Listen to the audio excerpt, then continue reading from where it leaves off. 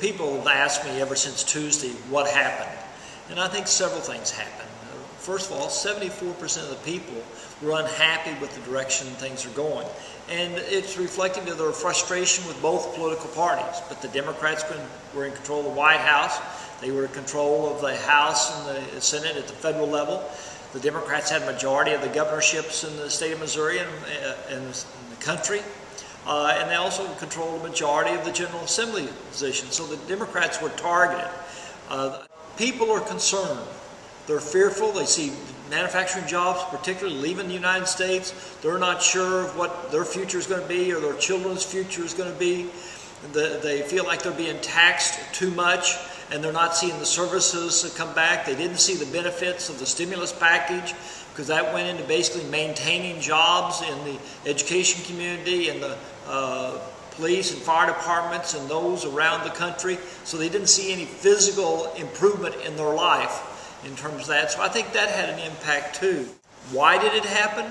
I think because people were expected with this elections we had in 2008 that suddenly Barack Obama and the new team could come in and turn around a decade or more of stagnation at the federal level. Well, typically in a democracy that doesn't happen that fast. But they didn't see enough improvement in their life to give confidence that they wanted to continue on the path that we've been going for the last couple of years. Additionally, I don't think the administration did a very good job of articulating what they were trying to achieve and what their long-term goals were. In other words, what we're doing here is going to create more jobs for us in the United States. That message never was able to effectively get out. What are the implications of all of this? I think it's probably going to be more stalemate versus compromise. People don't have good solutions, because either they've got to cut massively in programs that they're already funding, or they've got to raise additional revenue. And neither one of those are going to be politically very popular in most parts of the country.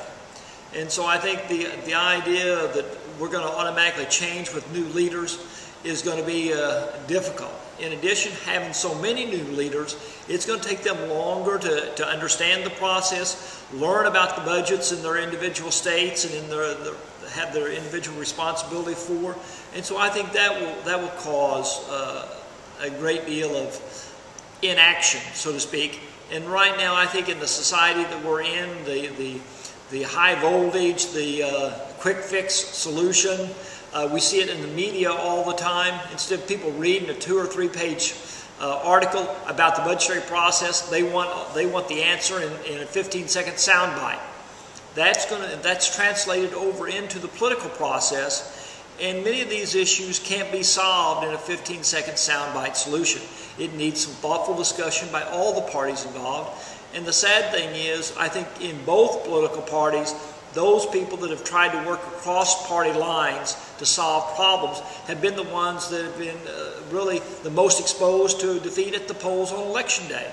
So that doesn't lend itself to a value of let's figure out how to work together. And so I think all that combined, the voters have expressed themselves in 2010. If they don't see dramatic changes by 2012, they very well may go just the opposite direction in that election.